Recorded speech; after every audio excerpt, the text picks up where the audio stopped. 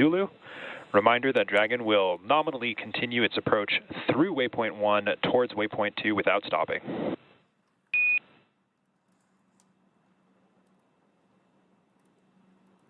SpaceX Dragon copies and go for approach 0. And there we just heard some conversations between that core crew operations resource engineer here at SpaceX Mission Control in Hawthorne and NASA astronaut and Crew-10 Commander Ann McClain.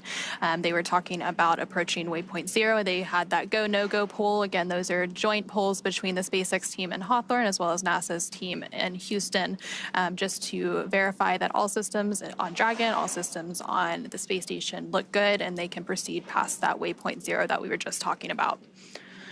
And so once we do have that docking and we have that hard capture, they will begin the pressurization process of the vestibule, and that is the area between the Dragon hatch and the station hatch that was previously exposed to the vacuum of space. And then umbilicals that provide power, audio, and data connections from station to Dragon are put in place, and then there will be a series of leak checks before the hatches are finally open, welcoming Crew-10 aboard the International Space Station as part of Expedition 72. And that hatch opening is slated to take place about an hour and a half or so after we get that docking later today.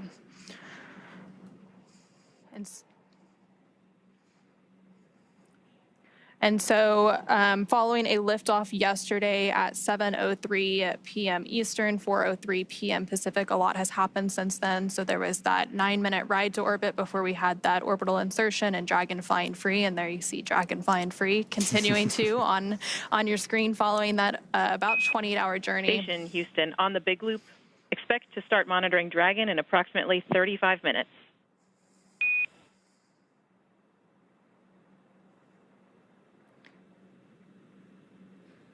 And there you heard some additional call-ups to the crew, this time to the International Space Station crew. Again, we mentioned earlier, they're all talking on what is known as the big loop. So all 4 parties that are involved in today's operation, so the Dragon crew, the space station crew, the SpaceX team, as well as the NASA team and their mission control, they're all talking on one loop. So that specific call out was up to the space station crew because today we will have NASA astronaut Nick Hague monitoring Dragon's approach. And so they were just saying that there's about 35 minutes before that monitoring will begin taking place by NASA astronaut Nick Hague. And we've talked, that's part of what we've talked about that cooperative element of the docking sequence. While Dragon can do this autonomously, there's folks here at SpaceX Mission Control in the ISS flight control room and on board the ISS, making sure that, just monitoring, again, making sure everything is going as we want it to today. And you can see there, Dragon kind of exiting off the top of your screen. The camera will pick it up again there as Dragon goes over Earth there. You can see its nose cone opened up, and that you can see the forward docking adapter there, which is what is aimed at camera right now. And that nose cone was over that docking apparatus during liftoff to help protect it from the aerodynamic forces and some of that heating that Dragon experiences as it heads uphill into space. So yesterday, after we had liftoff and that orbital insertion, and after that nose cone was opened, that nose cone that you were just mentioning, Chris, that is actually when the 0G indicator was revealed. So NASA astronaut Ann McClain revealed Crew-10 zero gravity indicator, and it was a crochet origami crane, which is an international symbol of peace and unity. So NASA astronaut Ann McClain provided some really lovely words on that zero gravity indicator, and those zero gravity indicators have quite the history. Many crews before them have had their own zero G indicators, and so that specific crane was actually hand crocheted, and it also they also mentioned the commemoration of the 50th anniversary of Apollo-Soyuz as part of that zero G indicator rollout. That's right, 50 years this year. So a lot of milestones this year in the space world: 50 years of Apollo-Soyuz, 25 years of International Space Station continuous human presence. There's a lot that's happened and a lot to look forward to, especially with all of the commercial space activity going on so far this year and into the future. That's true, and SpaceX right in there with you. Crew-10 actually lifting off on our the 23rd anniversary of SpaceX's founding. as well. And that zero-G indicator, too, one thing I really liked about it is its name was Drug, which was the Russian name for friend. And as Commander Anne McClain said, it is a nod to the unique and deep cultural traditions from which each of us come. So noting the very international nature of this crew. And so some of the previous indicators, so Crew-9, who is obviously currently on board the International Space Station, their indicator was actually a plush baby falcon named Aurora. So it previously flew on 2 Russian Soyuz capsules, including the flight that resulted in an emergency abort that NASA astronaut Nick Hague was actually a part of. And so Nick Hague is now going to be monitoring today's approach, and he will also return home after that handover period with Crew-9 back to Earth. And, as we're talking about zero-G indicators, I got to say my favorite is the little plushy Earth that went up on the Demo 1 mission. We talked a little bit earlier, Anne McClain was on the space station when Dragon arrived for its uncrewed Demo 1 test flight, paved the way for all of these crew rotation flights for NASA and for Axiom Space as well. And that little plushy Earth, oh man, I smiled a lot looking at Anne's smile when she saw that sitting inside the Dragon capsule. And then you can see Anne there on the right-hand box. Anne is on the left-hand side working on that tablet right now. Now a view of the International Space Station. So this is cool. You've got the ISS looking down at Dragon on your left, and you've got Dragon looking up at the ISS on your right. I mean, the views don't get much better than that, except for maybe the 4 people who are in Dragon. And so the International Space Station and Dragon are currently flying just off the coast of Australia, again, as Dragon makes its final approach to the International Space Station. So Dragon is currently about 560 meters away from the International Space Station and continuing to close in. Again, we recently did have that go past that waypoint 0. So next up will be that waypoint 1 that we expect in just a few minutes.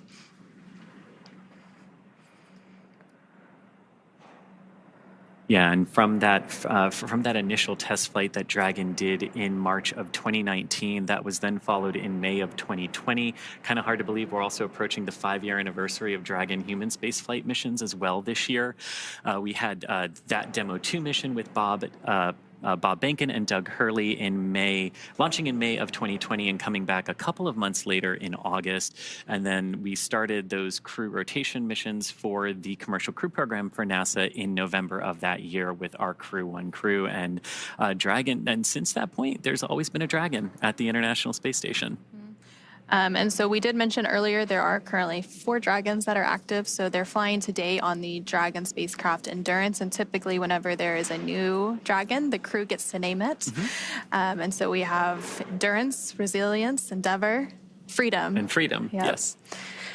And also, so we talked a little bit about the zero gravity indicator. The crew also works to design their mission patch ahead of each mission. And so that also dates back. It has quite a history with those mission patches. So the SpaceX Crew-10 patch was designed by the 4-person crew. They actually used AI for some initial inspiration, and then a human artist perfected the design. So it's a 10-sided patch with the Roman numeral X boldly in the center, representing the 10th operational flight of the Dragon spacecraft. And then on the patch, the Dragon has its wings out in full flight. And it's a nod to the 4 crew members who are all professional pilots. So we mentioned that a little bit earlier when we were going through the bios of NASA astronauts Anne McClain, Nicole Ayers, JAXA astronaut Takuya Onishi, as well as Roscosmos cosmonaut Kirill Peskov. All of them have a pilot or aviation history, so that was a little bit of a nod in their patch as well. And again, you're seeing some live views there of NASA astronaut Anne McClain and NASA astronaut Nicole Ayers to the left and right there on your screen. So Nicole Ayers is the pilot.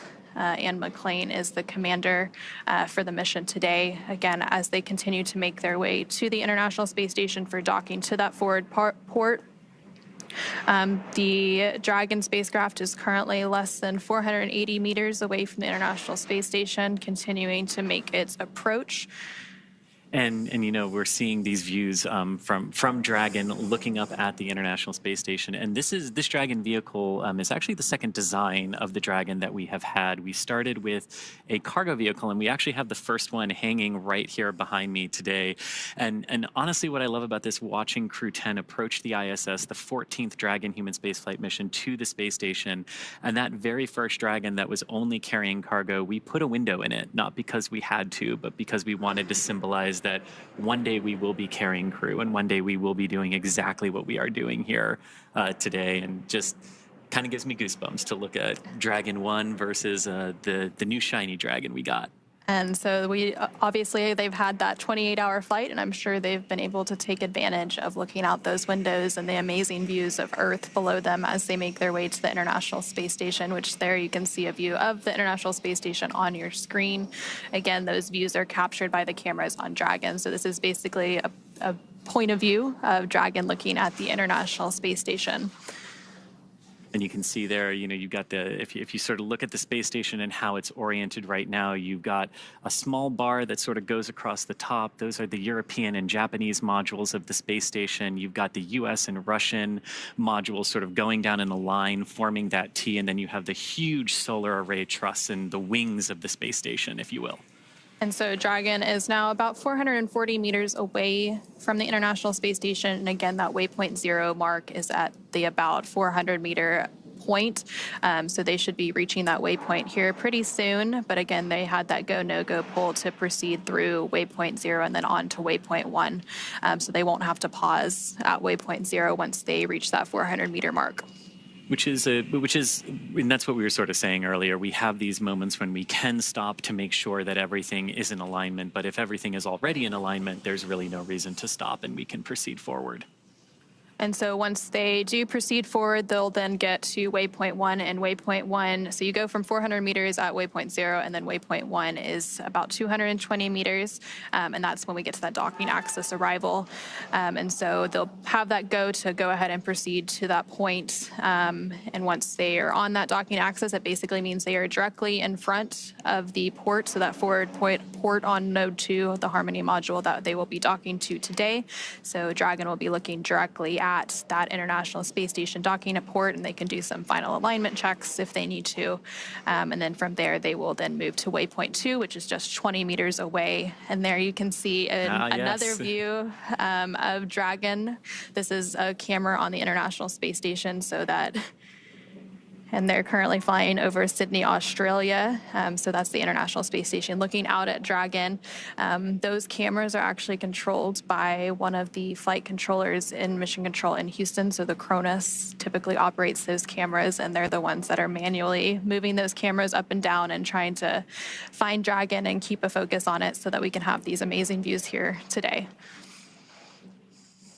And as Dragon, as you mentioned, that waypoint 1 point about 220 meters from the International Space Station, that's very close to, but just outside what's known as the keep-out sphere for the International Space Station. This is the sphere that any visiting vehicle needs to stay outside of until given explicit permission to proceed in closer to the International Space Station.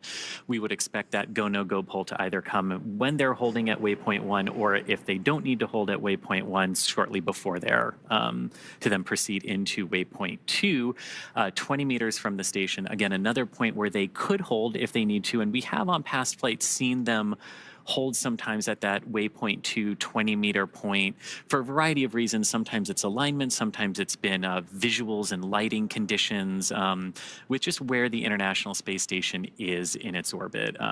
Might seem kind of odd to think that, wait, why would we need to wait if we can dock at night? But shadows are really important, and understanding them and how they interplay with the autonomous navigation systems. And so we're actually pretty close to that waypoint 0 mark. We're about 403 meters. So Dragon's about 403 meters away from the International Space Station.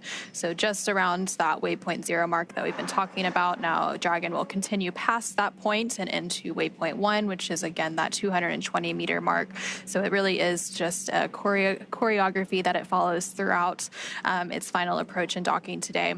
And if you think about the overall trajectory of approach here, you can kind of think of it as like an airplane that's in the air, where you're directly underneath it, but then you can walk in front of it and up to its nose. And that's sort of what Dragon's going to do here, moving from waypoint 0 up to waypoint 1. So you were mentioning the keep out sphere. So that's one of those invisible boundaries. There's also the approach ellipsoid, which we mentioned a little bit earlier today, but Dragon's already inside of that approach ellipsoid. So that's outside of the keep out sphere. And that's that 4 kilometer by 2 kilometer by 2 kilometer boundary. Basically, it's the neighborhood of the International Space Station. So once a visiting vehicle such as Dragon, makes it into that approach ellipsoid, that's when a lot of those joint and integrated operations begin. And again, to enter into the AE, Dragon or any visiting vehicle has to be what is known. It has to be on what we call a 24-hour safe free drift trajectory, which means the spacecraft would not cross into the AE or the approach ellipsoid for at least 24 hours. So when they do those go, no-go polls to proceed in that is one of the things that they're looking for, making sure that that the vehicle is safe and can proceed in. And so now we're going inside that next invisible boundary around the space station, which is that keep out sphere that we've been mentioning. And if you're just joining us here, some great views that are on your screen as Dragon is approaching the International Space Station, just inside of 400 meters now, passing waypoint 0. On the left-hand side of your screen is a live view from the International Space Station looking down at Dragon. You can kind of see it moving across the white clouds there, about to go over the blue ocean in the middle of the screen there. And then on the right, we did have some images of the International Space Station and some images inside of Dragon as well.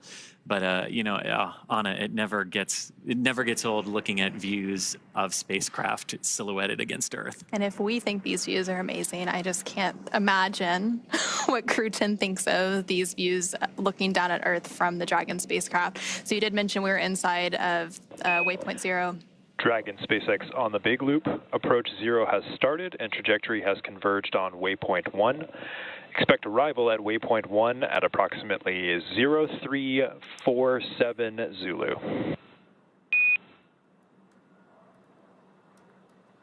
SpaceX Dragon on the big loop, copy 0347 Zulu for waypoint 1. And you hear that sequence of calls there confirming that Dragon successfully passed waypoint 0 and the trajectory has aligned where we want it to waypoint 1. So everything going very, very good there. And we're expecting the arrival there at waypoint 1 in just about 25 minutes from now. So once we get to waypoint 1, Dragon will be about 220 meters away from the International Space Station. So again, this is another checkpoint on the way to the International Space Station. And then that final checkpoint is waypoint 2, which is just 20 meters away. And then from there, we will have that initial contact and capture, what is known as soft capture, before those 12 hooks, 2 sets of 6 deploy to have that hard capture. And then they can begin releasing those umbilicals for data and power, and then begin the pressurization activities for the vestibule, which is that area between the station hatch and the Dragon hatch that had been previously exposed to the vacuum of space. They'll conduct some leak checks, and then, of course, welcome the new crew aboard the International Space Station. And yesterday when we lifted off, we were talking about the precise second that we had to lift off to be in the correct plane to reach the International Space Station today. And liftoff times are very, very choreographed, tightly choreographed to make sure we can do this. But once we get into orbit, it becomes a little bit different, right? And the timings of various burns, the timings of arrivals can all change. And that's basically because you've got Earth's gravity pulling on the spacecraft, you've got the moon, you've got some of the other planets, and the orbits, we do really good at predicting them, but once we see what the spacecraft is actually doing, it helps us refine those timelines a little bit like we saw today. And the timings of those burns changing a little bit, maybe not needing to do some of them if Dragon is doing really well. So it really is interesting how it shifts from super precise to now we've got to see what they're actually doing in space. Typically, when we have a launch, we have what's known as a targeted docking window. So then, of course, it shifts a little based on those burns, whereas the launch itself is an instantaneous launch window, so it has to go at that exact minute and second. So again, yesterday's launch took place at 7:03 p.m. Eastern, 4:03 p.m. Pacific, and since then, Dragon has had about a 28-hour journey to make its way to the International Space Station. Dragon is now just about 330 meters away from the International Space Station. It's now inside waypoint 0, approaching waypoint 1, which is that 220-meter mark. And then from there, it'll continue on and enter inside what is known as the keep-out sphere, which is that 200-meter boundary around the International Space Station before we have that docking. So it's been a long journey for Crew-10 since launch yesterday, and even before that, because they had all of those preparations leading up to launch, getting suited up, those final medical checks, all of the various processes that they went through prior to that liftoff at 7:03 p.m. Eastern, 4:03 p.m. Pacific. So I'm sure they will be glad to be welcomed on board the International Space Station in really just a few minutes from now. Yeah, and after that liftoff yesterday, and after the crew initially got onto orbit, there were some things that they needed to do as Dragon, configured itself for the orbital journey up to the International Space Station today.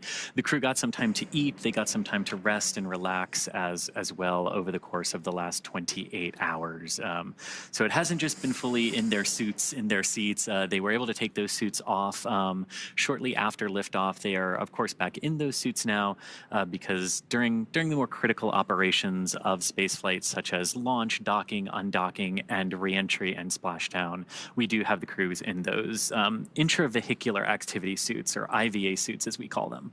So you'd mentioned a little bit some of the free time that they've had without those suits. They did have that sleep period. They woke up today around 8 a.m. Central, 8 a.m. Pacific, 10 a.m. Central. So they've been up for about 10 hours or so getting ready for today's docking operations, but they did have that time to take a nap and get well rested and ready to be part of the Expedition 72 crew. And also on the International Space Station, not that long ago, the ISS crew was actually asleep right before we came on air. So they finished those post-sleep operations that they go through to start getting ready for today's docking operations. Again, NASA astronaut Nick Hague will be monitoring Dragon's approach. And SpaceX Dragon on the big loop. Expect reconfiguration of C2V2 return link to support docking video shortly.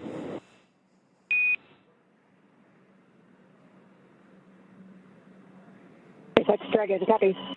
And that call basically saying that that C2V2, the common communication for visiting vehicle system that allows Dragon to talk to the ISS to talk to the ground, it just sort of creates some nice redundant communication paths for all the vehicles and all the teams involved today. That system was primarily configured for the initial approach of Dragon up to the station through waypoint 0, and we just heard them briefing the crew that they'll be reconfiguring that again for the docking portion.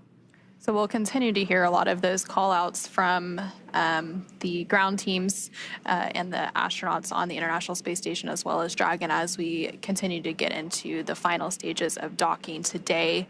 Right now, Dragon is about 310 meters away from the International Space Station and continuing to fly in to make its final approach and docking. So it's getting pretty close now. And there you're continuing to see, if you squint, you can see a view of Dragon there in the center of your screen. So again, these are views captured by cameras on the International Space Station. And so that is the Dragon Endurance spacecraft, and it's actually the fourth flight for that Endurance spacecraft. It previously flew 3 other commercial crew program missions, Crew 3, Crew 5, and Crew 7, and the fourth flight, obviously, today for Crew-10. That's right. And overall, this is the 10th crew rotation mission for NASA's Commercial Crew Program that Dragon is flying.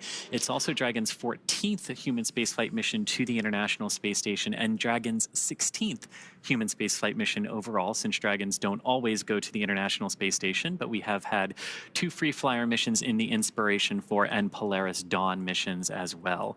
And with the Crew-10 mission, Dragon has carried 60 crew members at this point across its 16 missions.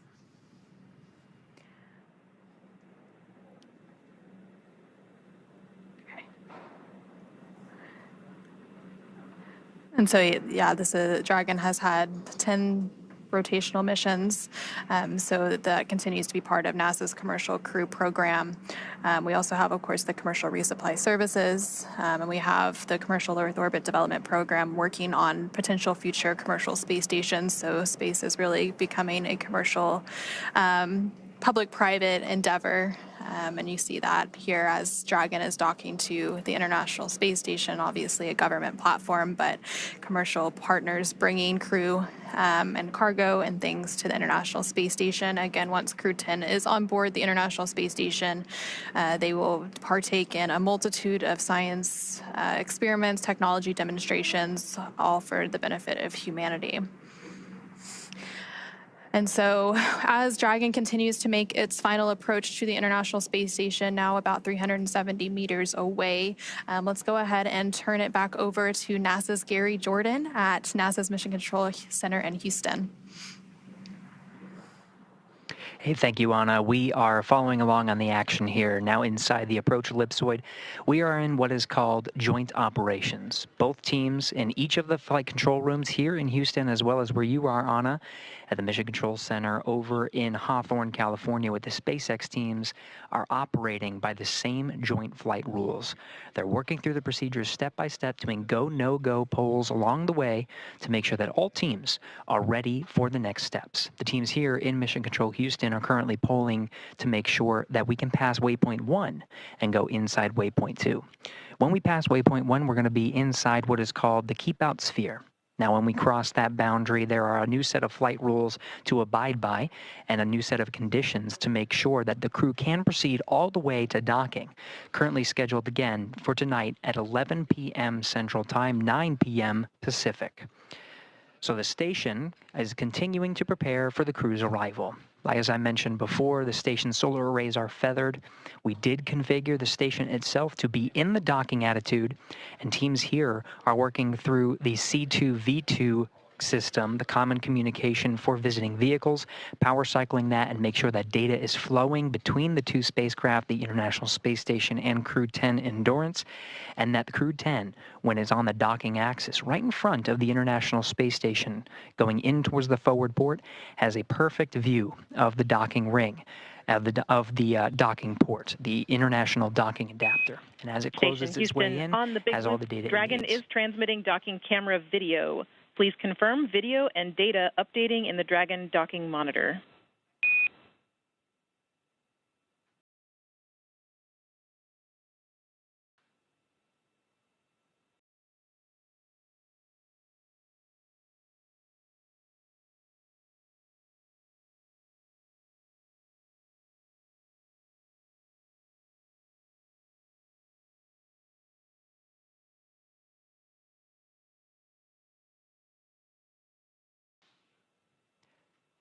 That was Capcom Tess Caswell here in Mission Control Houston, standing by for confirmation from the crew aboard Endurance.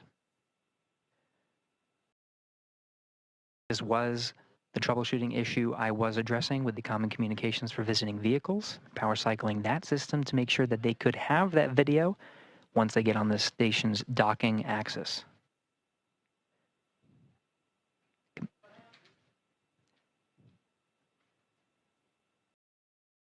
As we wait for crew confirmation, we are getting video from the International Space Station's external cameras. And Houston Station on the big loop, I can confirm I have good centerline camera. Station looks beautiful. Houston copies.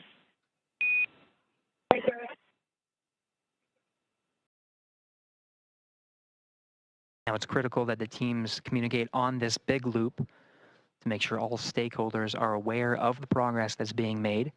That's cycling to enable Nick Hague, who's aboard the International Space Station. He's got a display in front of him monitoring the docking operations and receiving data from Dragon itself into the International Space Station. This is a safeguard. Dragon's rendezvous and docking to the International Space Station is a fully automated process. However, Hague does have an ability to execute commands if necessary, but really only there for monitoring.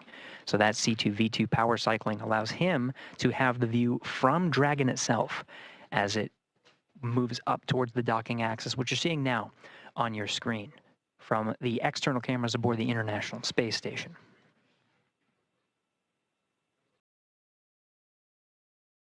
Hague monitoring Dragon's arrival, receiving data including range and range rate, making sure that Dragon is moving at the expected velocity, speed, position. Everything's positioned on board the International Space Station for docking. Again, the station itself at the docking attitude. Now again, the station teams here in the International Space Station flight control room polling to make sure that Dragon itself can proceed past waypoint 1 towards waypoint 2. Waypoint 2 being just 20 meters in front of the International Space Station's docking port. This will be inside the keep-out sphere.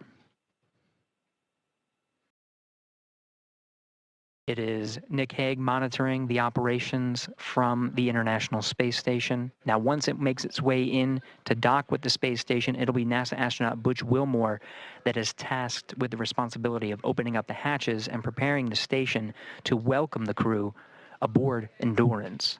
This includes opening up several hatches, including the Node 2 hatch and the APAS hatch, both of which are closed for the docking operations and cannot be opened until the docking is complete. He'll start venting air to make sure that the air is circulating properly through the pressurized mating adapter, and there's no pockets of carbon dioxide, just a safety procedure. When he's going to inspect the hatch, he'll be wearing goggles and gloves for safety measures. We'll cover all of that post-docking, but that'll be Butch Wilmore's responsibility. We'll also be getting camera views from inside the station. These were set up by NASA astronaut Don Pettit. The crew waking up and making sure on an early day aboard the International Space Station, much earlier than their typical day. In fact, their crew wake period was just after midnight Greenwich Mean Time, which is the time that they operate aboard the International Space Station. They were up and making sure that everything was prepared for Crew-10's arrival today.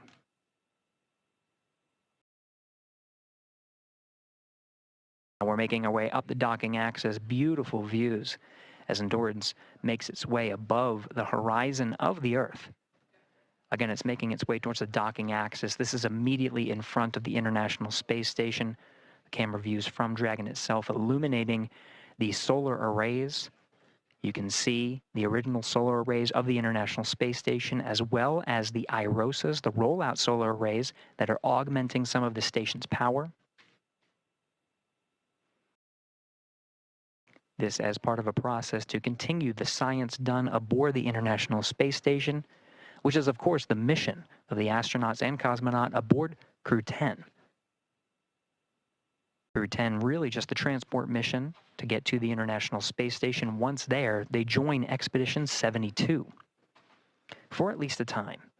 Don Pettit, NASA astronaut Don Pettit, will be returning aboard a Soyuz. Once that Soyuz undocks, crew on board the International Space Station officially begins Expedition 73, continuing the great science and technology demonstrations that are necessary in low Earth orbit to prepare for future human missions to deep space, including the Moon and to Mars.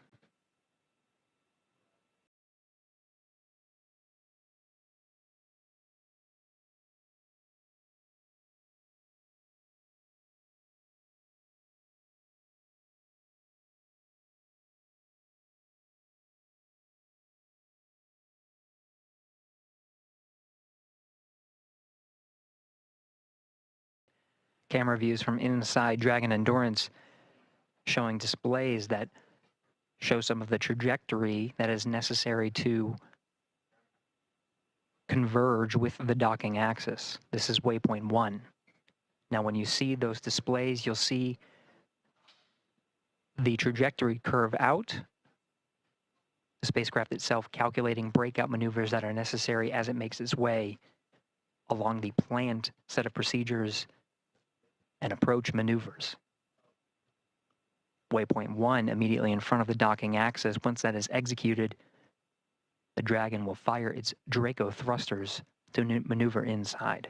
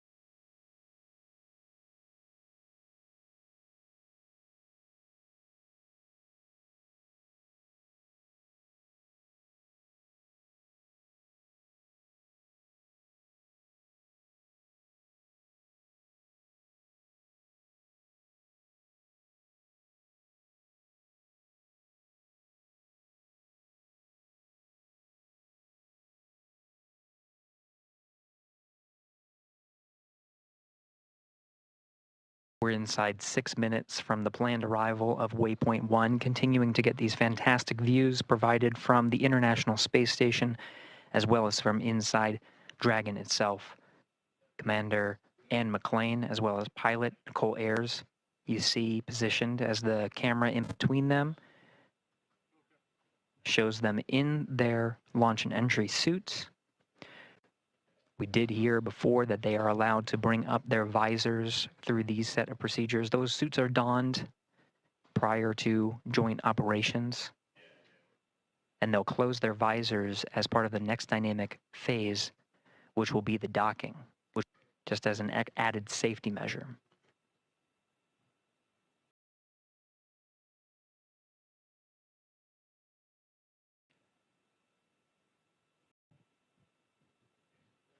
Endurance less than 300 meters from the International Space Station, being illuminated by an orbital sunset right now.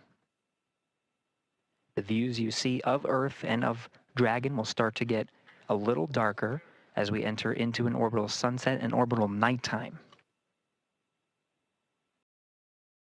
Dragon, now brightened by the sun, will start to dim, and you'll start to see the docking lights as well as the navigation lights. Docking light will be white at the center of the spacecraft, and you'll see green and red lights on the forward bulkhead, green indicating the starboard position, red indicating the port position.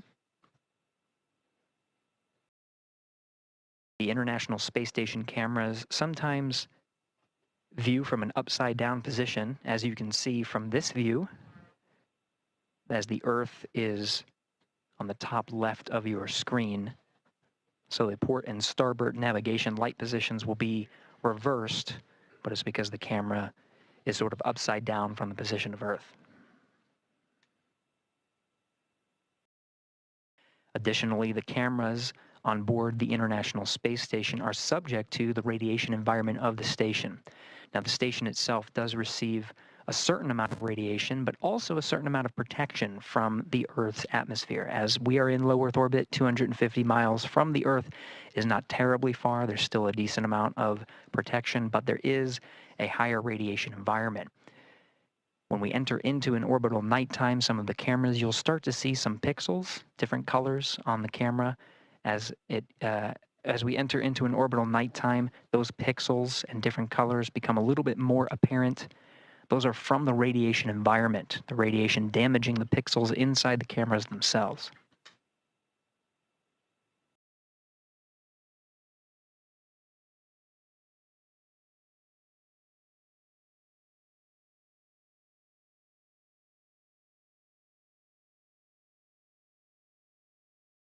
Inside 3 minutes from Waypoint 1 arrival, we do have a go to proceed past Waypoint 1. So Dragon, what you'll see is not a pause at Waypoint 1, but it should proceed towards the keep out sphere. You'll notice some of the views change throughout our coverage here.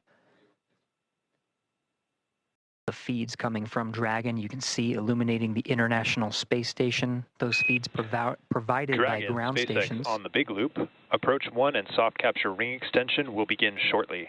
Dragon will continue its approach to waypoint 2.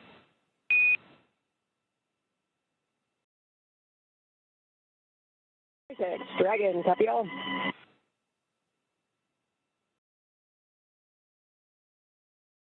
That relayed from the SpaceX core in Hawthorne, California, confirmed by the crew aboard Endurance. We are proceeding inside the keep-out sphere. You are seeing the docking light begin to blink at the center of Dragon Endurance. Features of Dragon becoming a little bit more apparent. The nose cone fully open, exposing the docking ring and the forward bulk of the Dracos. You did hear that Dragon will extend the soft docking ring mechanism. This allows for a cushioned contact as Dragon makes its way toward the international docking adapter. Docking comes in several phases, which includes contact and a soft capture, which is initiated by the docking ring. That docking ring is retracted to pull Dragon in closer to the International Space Station, and then begin a sequence to hard dock Dragon to the International Space Station. There are 12 hooks that are driven to really latch Dragon to the International Space Station. They're deployed in 2 sets of 6, and those will be confirmed by the crew. Once all of the hooks are driven, there is also an umbilical that extends and connects to an interface on the International Space Station side to provide power and data transfer between the 2 vehicles. Dragon right now operating on battery power and solar power that's generated from the trunk. Once Dragon attaches to the International Space Station, it'll be receiving power from the International Space Station through the duration of its stay aboard. We did hear confirmation that Dragon is passing waypoint 1. So we're now moving inside the docking axis and towards the keep-out sphere.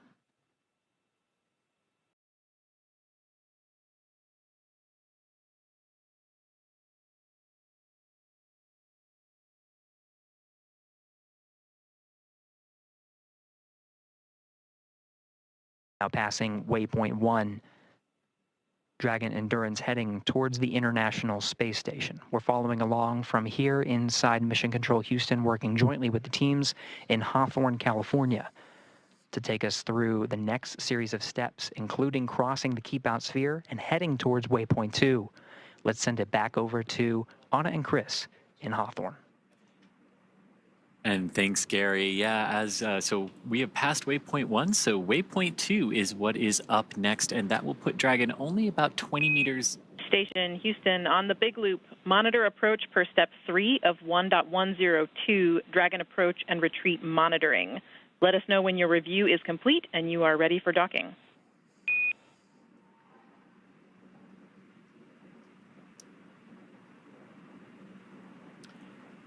You heard that. Station copies on the Big Loop, step 3, and I can confirm that review is complete and we're ready for docking. So that call there between the ISS flight control room and the crew on board the International Space Station. Houston copies. At waypoint 2, Dragon will hold for approximately 5 minutes. And you heard that call there indicating that the ISS Thanks for the heads up. and the crew there are now ready for Dragon's docking to the forward docking adapter of the Harmony module of the International Space Station. Dragon approaching waypoint 2, which is the point about 20 meters from the International Space Station's forward docking adapter. And as we did just hear there, we are expecting Dragon to hold for about 5 minutes once it reaches that point. It crossed through waypoint 1 and waypoint 0 without having to hold. But again, these waypoints or checkpoints are places we can hold if we need to, and if we don't, we can proceed forward through them. And so we have gone through 2 of those waypoints, so waypoint 0 and 1, and so now Dragon is less than 200 meters away from the International Space Station, about 170 meters currently away from its target of that forward node 2 forward docking port, and there you're seeing a great view on your screen of the Dragon Endurance spacecraft as it makes its final approach to the International Space Station. The teams in Mission Control Houston the teams at the International Space, or not the International Space Station, the SpaceX Mission Control teams behind us are, of course, doing some final go, no-go polls for docking. It's one of the final checkpoints between those teams to make sure everyone is good to proceed and to dock. We did hear that there will likely be a brief hold at waypoint 2. And again, that waypoint 2 is just 20 meters away from the International Space Station, so very close at that point. So they will hold briefly, and then from there, we will have our final approach and docking. We will have an initial soft capture. We did hear that the soft capture ring was being extended a few minutes ago. And then from there, they will begin to deploy those hooks, 2 sets of 6 for a total of 12 hooks to get that hard capture. And during that final hold, that again, we're expecting around the waypoint 2 mark, which is 20 meters away from the space station. During that final hold, they can possibly wait for better lighting conditions. So the space station does have exterior lights and Dragon can dock in the dark. But of course, we go through an orbit every 90 minutes. So there's a sunrise and sunset every 45 minutes. So if they need to wait for a little bit of improvement in the lighting conditions, they can use that waypoint 2 hold opportunity to wait for things like that, ensure final alignment, ensure everyone is good to go for that final approach and docking. And as we could see right there, right before we switch to the inside view there, that's a great view on the outside. You can see that we're passing into an orbital sunset here, so approaching orbital night. And you can see how that lighting is very different on board the International Space Station. But what I love about that view, too, is you can see the forward navigation strobe light from Dragon illuminating the forward element of the International Space Station where it will be docking just a few minutes from now. But of course, approaching waypoint 20. This is a view now from the International Space Station looking at Dragon. You can see the white navigation light indicating the center of the docking alignment axis there. And the green light that you see is the starboard navigation light. So just helping the folks on the International Space Station keep track of Dragon's orientation there. And the red one that just came into view is for the port side orientation. And I really love this too as we get into orbital night as we're approaching the space station, because we're probably going to see Dragon's Draco thrusters pulsing, and that's always a sight to behold in orbital night. And so Dragon and the International Space Station. Soft capture ring extension complete.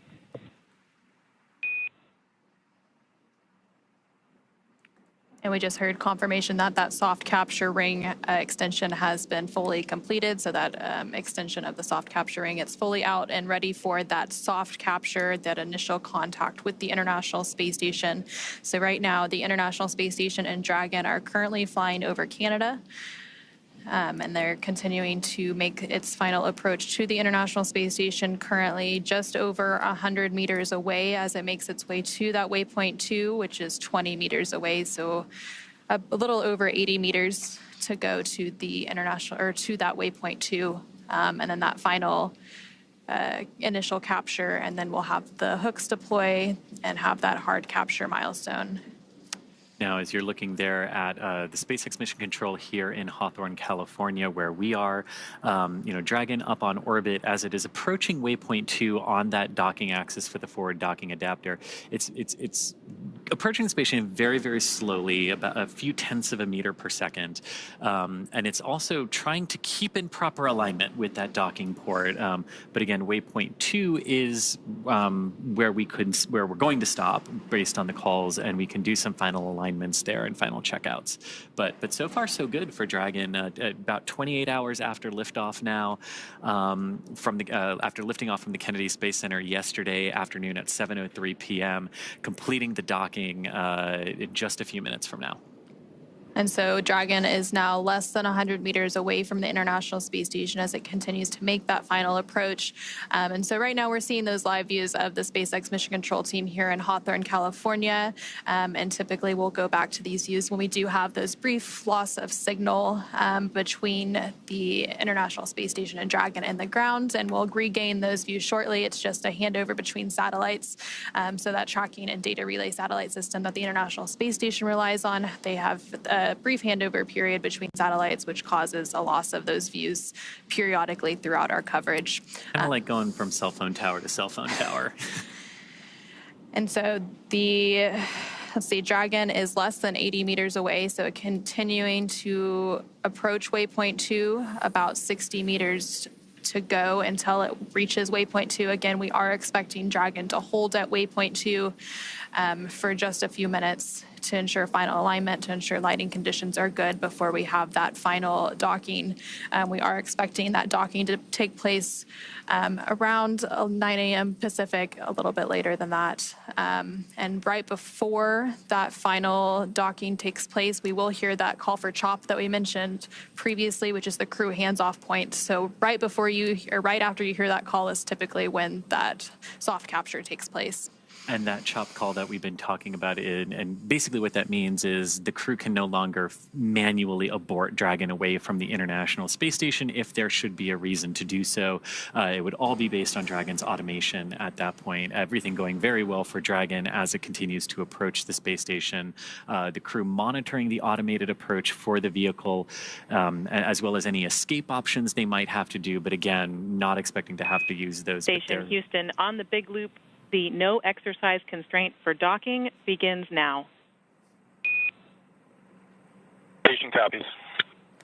And so you did just hear a call up from the Capcom or capsule communicator at Mission Control in Houston to the crew on the International Space Station, mentioning that the exercise constraint has started. So typically when you have visiting vehicles such as Dragon arriving and departing the International Space Station, there are constraints on crew exercise, and that's basically to prevent additional loads from being imparted on the station during these dynamic operations. And I love this sort of night vision-esque view here from Dragon looking at the International Space Station. So this is a view from the Dragon Endurance carrying the Crew-10 crew. The forward docking port there is in the center of your screen, sort of being illuminated every few seconds by that light from Dragon. And what I love about this is you can see the Crew-9 Dragon directly above that docking port. And of course, Crew-9 going to be coming home after a brief handover period with the Crew-10 crew.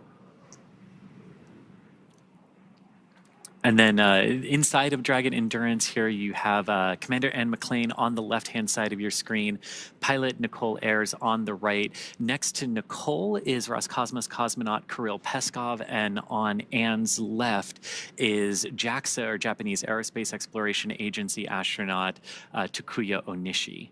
Ann and Takuya are returning to the International Space Station for their second long-duration missions, and Nicole and Kirill are on their first missions to space. So it's getting pretty real for the 4 crew members that make up Crew-10. Right now, they are just under 25 meters away from the International Space Station, so just outside of that waypoint 2, which is that point at which Dragon will hold for a few minutes. Big loop. We're approaching waypoint 2. Crew visors are closed. Copy. Crew-10 visors are closed. We did just hear that confirmation that the crew is approaching waypoint 2, so they see that on those screens in front of them. They see the distance, and they're able to monitor that approach as well. And this is great because you can see Dragon's Draco thrusters firing here. You've got the red and the green navigation lights as well as the white one, but all those little flashes and pulses that you're seeing around the vehicle are the thrusters, keeping that alignment as we continue to approach waypoint 2, 20 meters from the ISS, where again, we are expecting to hold for a few minutes up. And you can see we're really getting close, considering now we're really illuminating that forward docking port with Dragon. And so Dragon is actually at that waypoint 2 mark now, just around 20 meters away, so we will have that hold briefly.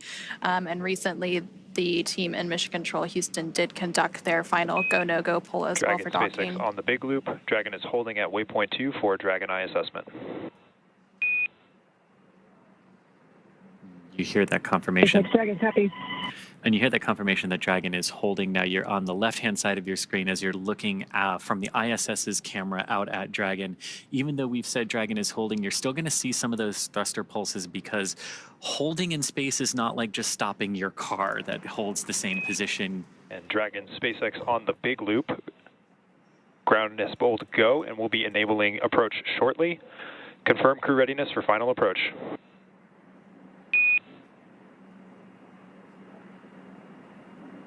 SpaceX Dragon, Crew-10 is ready for final approach.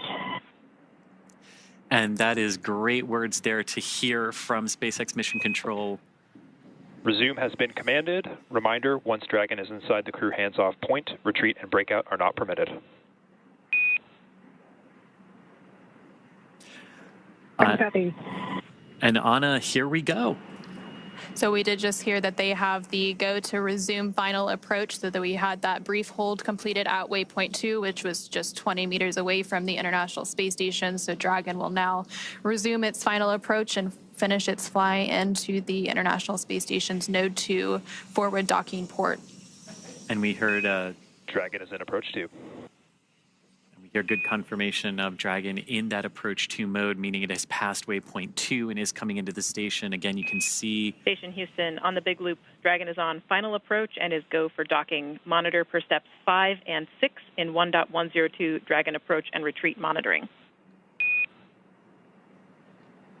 Station copy. And that was the call from the International Space Station Flight Control Room to the crew on the ISS. Again, just everyone confirming, making sure everyone's on the same page, as Dragon is now very close to docking with the International Space Station here today. And so Dragon is now just 17 meters away from the International Space Station and continuing to close in on its target. Coming up here shortly, we will likely hear that call out for CHOP, which stands for Crew Hands Off Point. That typically takes place less than 30 seconds before docking. So as soon as you hear that, you know that that docking will take place very soon after. And then at that point, when we hear the CHOP call out, any aborts will have to be done automatically by Dragon. And so also on the International Space Station, we have NASA astronaut Nick Hague monitoring this final approach. And then once Dragon is docked, NASA astronaut Butch Wilmore will walk through those hatch preparation and opening steps to welcome the crew on board. And Dragon is now less than 14 meters away from the International Space Station and continuing that final approach. These very delicate series of maneuvers now. Dragon approaching very, very slowly relative to the International Space Station. Again, we talked earlier that launch is all about accelerating the vehicles to orbital velocity, and even though both Dragon and the ISS are traveling at about 17,500 miles per hour or 27,500 kilometers per hour, they are moving very, very slow, like 1/10 of a meter per second in relation to each other right now. Dragon now at about 10 meters away from the International Space Station. We're standing by for that call out for CHOP here shortly. SpaceX Dragon, 10 meters. Copy, 10. And again, you're looking at the forward docking port of the International Space Station, which is mounted to the Harmony or Node 2 module of the space station. The Crew-9 Dragon, which has been there since September, is also attached to a docking port on this module, and that Dragon is actually just off the top of your screen there as Crew-10's Dragon comes in for docking in just a few moments. And I love these views again. You've got the Dragon, you've got the ISS staring at Dragon on the left-hand side of your screen, and you've got Dragon looking at its docking port on the ISS on the right. And Dragon is now less than 7 meters away from the International Space Station as it continues to make that final approach.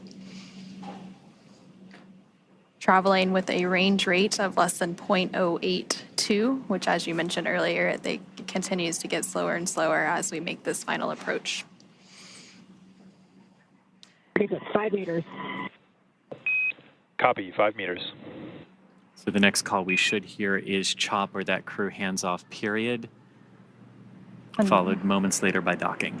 That typically comes at about 2 meters away from the International Space Station. Right now, we're less than 4 meters away.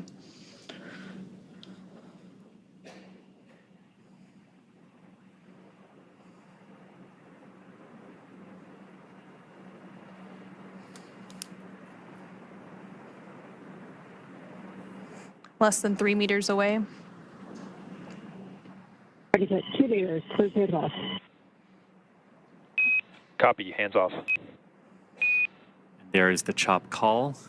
Standing by for initial contact of Dragon to the International Space Station.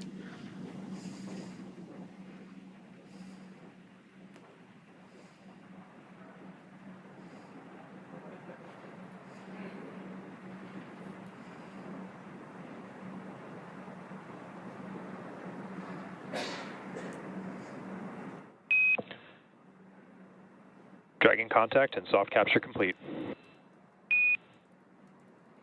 And there you heard Dragon has successfully docked to the International Space Station. We have contact and soft capture confirmed. Soft capture meaning that the initial soft capture ring around Dragon has physically connected with the International docking adapter.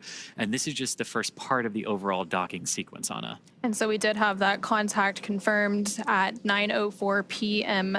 Pacific, 11:04 p.m. Central, while both Dragon and the International Space Station were flying 260 statute miles. Capture ring retraction in progress. Flying 260 statute miles over the Atlantic Ocean, and we did just hear confirmation that that soft capture ring is now beginning to retract. So they're beginning those steps to firmly attach Dragon to the International Space Station so that we can have what is known as a hard capture.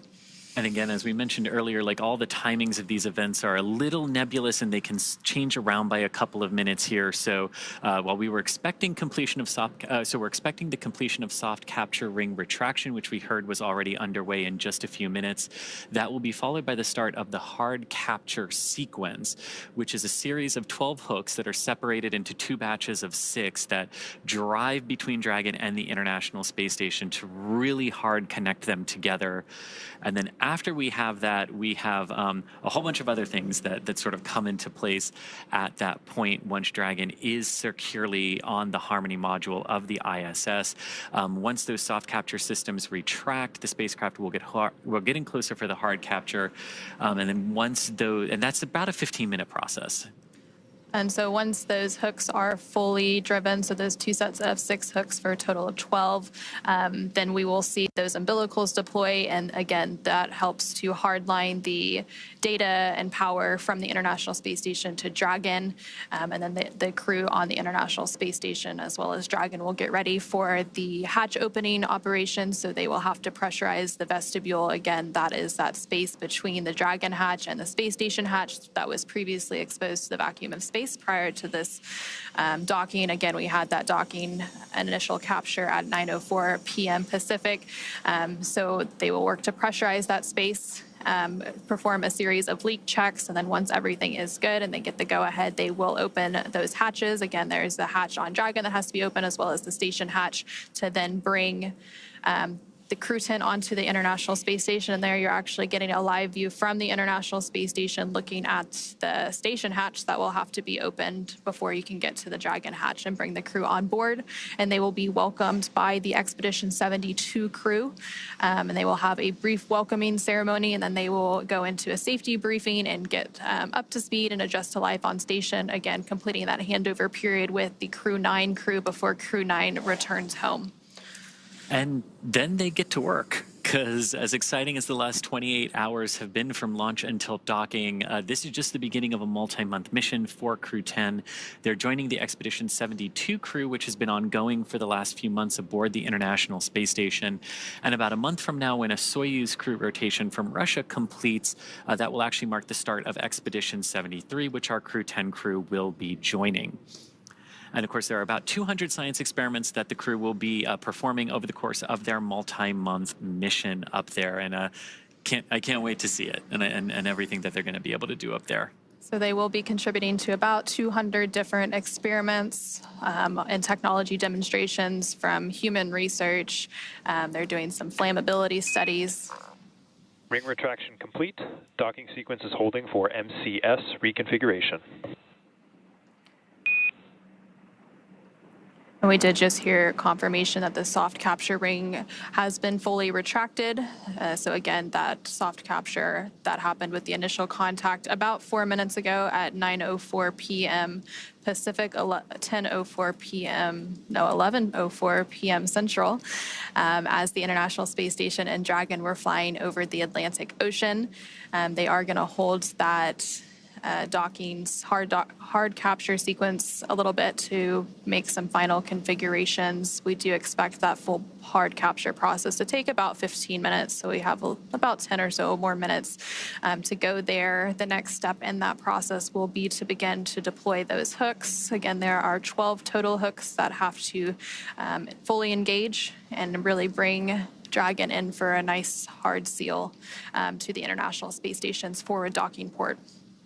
And sort of like a lot of things with spaceflight, docking is not just a singular instantaneous event when the two vehicles actually meet and connect with one another.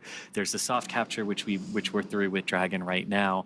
There's also, like the vehicles are moving in relation to one another at docking, so they've also got to make sure that any motion between them is dampened out and that they are really ready for that hard capture connection. And there you're seeing a live view on your screen on the right-hand side. That's a view from the International Space Station of the Dragon spacecraft Endurance, now docked to the International Space Station's Node 2 forward docking port. And again, that docking took place at 9:04 p.m. following an approximately 28-hour journey. Station Houston, on the big loop, MCS configured, proceeding with hook driving. Station copies. And there we hear good confirmation that what we were waiting for there and holding the docking sequence has been, we've gotten through that, and now we are going to begin that hard capture sequence, and that's what you were talking about, Anna, driving the series of 12 hooks, 6 at a time, to form that hard capture. And again, we expect that process to take about 15 minutes, but it really is great to see the Dragon Endurance back on the space station. Its 4th trip to space. This particular capsule has launched the Crew-3, Crew-5, and Crew-7 missions, and of course returned those astronauts safely to Earth. And now it's doing it again for the 4th time for the Crew-10. And it's the 10th total rotational mission for SpaceX flying crew to the International Space Station. Again, we did hear confirmation that the first set of 6 hooks for a total of 12 is now driving. So those will make a hard capture, and then they will drive the second set of 6 hooks. And then from there, we will have confirmation of that hard capture, and then they will deploy some umbilicals and then begin that pressurization and leak check series before we have hatch opening and welcoming Crew-10 on board the International Space Station. Of course, it's been a pretty long journey for Crew-10. They've been traveling for over 28 hours now following a liftoff yesterday of 7:03 p.m. Eastern, 4:03 p.m. Pacific from NASA's Kennedy Space Center in Florida, Launch Complex 39A. They had approximately 9-minute ride to orbit before we had that orbital insertion and second engine cutoff, and then they've been traveling in free flight since then. They had a series of burns that set them up for a docking today at 9:04 p.m. Pacific. They first had their phase burn, and that was completed yesterday at 4:52 p.m. Pacific, followed by a boost burn at 12:08 p.m. Pacific, a close burn a little bit after that at 12:50 p.m. And then they had a mid-course out-of-plane burn, a transfer burn, co-elliptic burn, and just recently we had that approach initiation burn. So a lot of burns to set them up and get them on a track to where they are now at the International Space Station. And after that sequence of burns, it went pretty good after that point. We saw Dragon cruise through the waypoint 1 and waypoint 0 targets of 400 and 220 meters respectively from the International Space Station, and then close into that waypoint 2 were a brief hold and then right on in for a picture perfect docking over the North Atlantic. And so we did have that soft capture at 9:04. Now the first set of 6 hooks has fully closed, and now the second set of 6 hooks is driving. Once that second and final set of hooks finishes closing and driving, we will have that hard capture complete. And then from there, they will, of course, begin the pressurization process of the vestibule. And of course, part of Crew-10's arrival at the space station means that it's time for another crew who's been up there for a few months to come on home. So a few days after Crew-10, now the Crew-10 has docked, in a few days we will have the planned undocking and return of Crew-9, which includes NASA astronauts Nick Hague, Butch Wilmore, and Sunita Williams, as well as Roscosmos cosmonaut Alexander Gorbanov. 2 of them have been up there since September. Nick and Alexander launched on Crew-9 in September on the Crew-9 mission from Slick 40 at the Cape Canaveral Space Force Station. And of course, Butch and Sunny were already on the space station and joined Crew-9 and will now be coming home on Dragon. So they will do that brief handover period. The handover period between crews is pretty typical. We like to ensure a continuous presence of U.S. crew, and then the Crew-9 will help bring Crew-10 up to speed as the new arrivals and get them adjusted to space station life before they return home. And so that second set of 6 hooks continues to drive.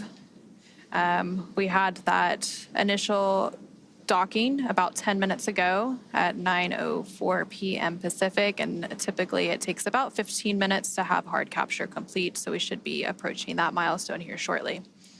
And as all of that is happening and those umbilicals are being connected, hard capture complete.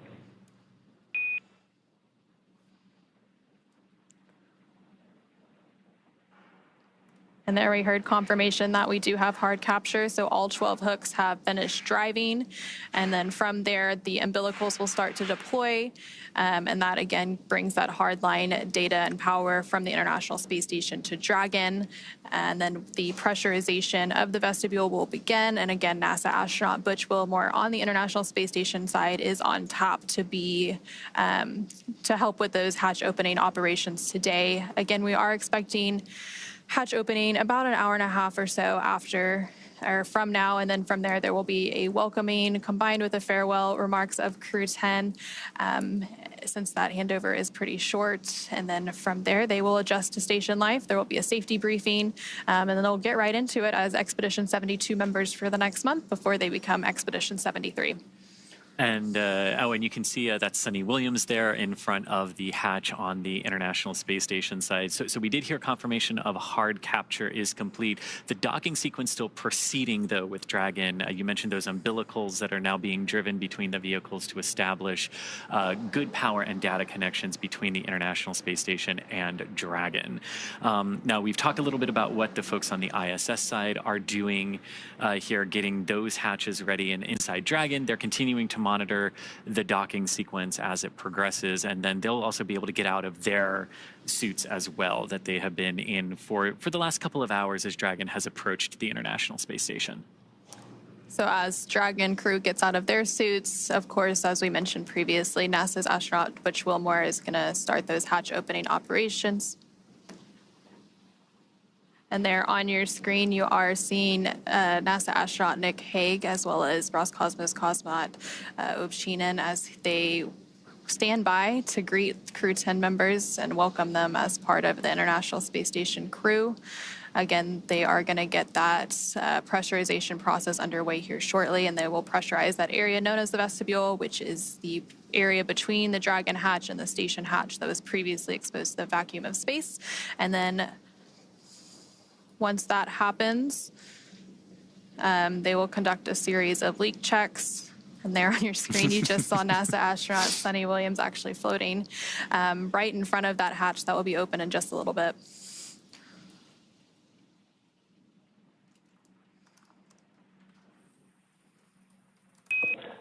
Dragon, SpaceX on the big loop. Docking sequence complete. Ground will be enabling hardline power and comm connections shortly. You are go to doff suits per procedure 4.012. Crew-10, welcome aboard the International Space Station.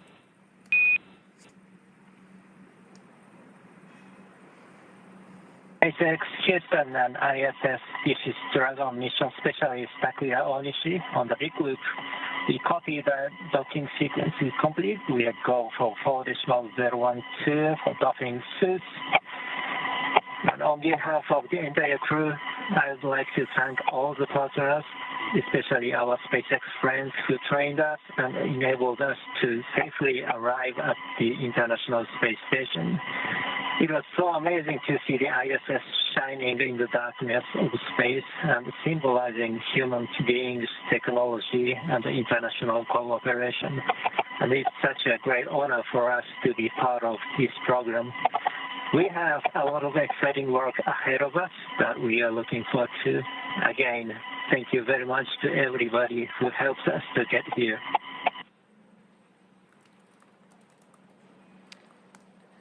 And there you just heard some really nice words between Crew-10 as they have now arrived at the International Space Station. We do have that confirmation of hard capture complete. Again, those words were coming from JAXA, or Japan Aerospace Exploration Agency astronaut Takuya Onishi, who is serving as one of the mission specialists for Crew-10. And so now with Dragon successfully and safely docked. And Houston copies all. Welcome to the International Space Station, Crew-10. We look forward to your work and the spirit of cooperation with which you've arrived.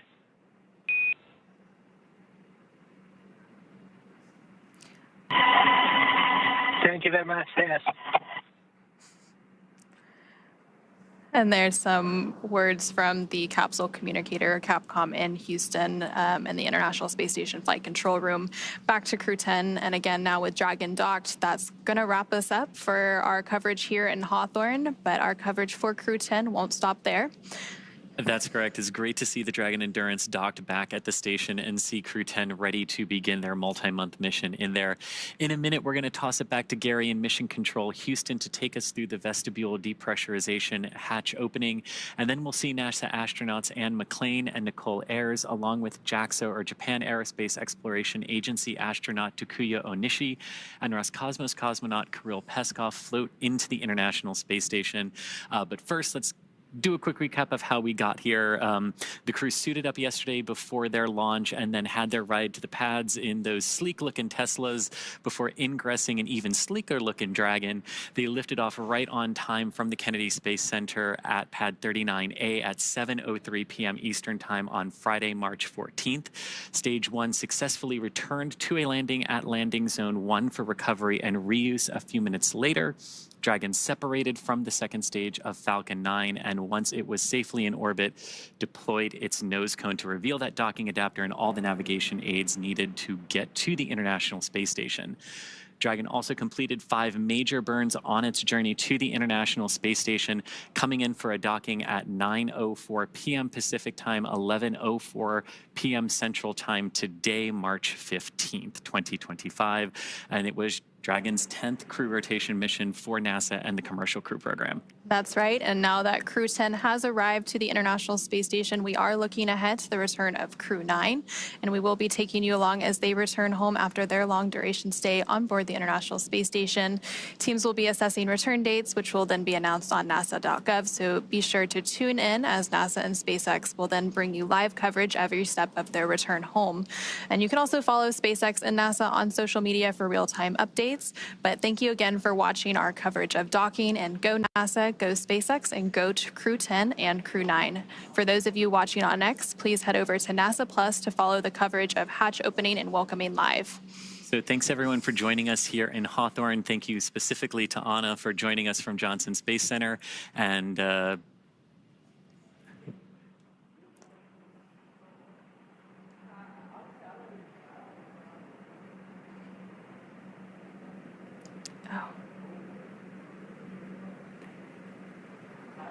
And thank you, everyone, again for tuning in. We'll now go ahead and pass it over to NASA's Gary Jordan at the Johnson Space Center in Houston, who will continue sharing the mission of hatch opening and welcoming as the crew prepares to board their home for the next few months, the International Space Station. Thank you so much.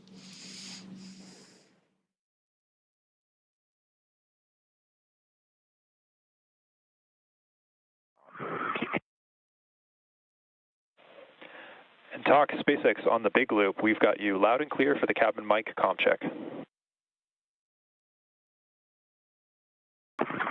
Okay, we have you loud and clear.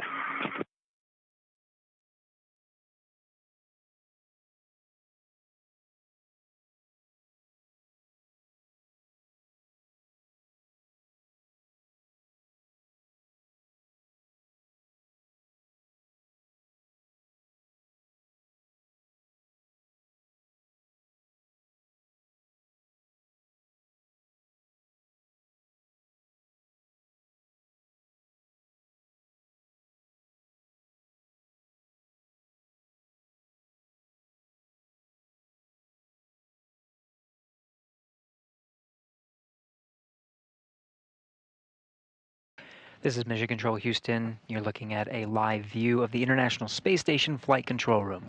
Thanks to Anna and Chris over in SpaceX Mission Control in Hawthorne, California. We just wrapped up our joint coverage of Crew-10's arrival to the International Space Station, docking at 11:04 p.m. Central Time, 9:04 p.m. Pacific. The International Space Station and Dragon were flying 260 statute miles over the Atlantic Ocean at the time of docking. Now that the docking sequence is complete, which means the ring is fully retracted, hooks are driven, and the umbilical is extended, draw power from the International Space Station and transfer data. Crew inside Dragon is getting prepared for the next set of procedures to configure Dragon in such a way for its extended stay aboard the International Space Station, while the crew aboard the International Space Station prepares for opening up the hatches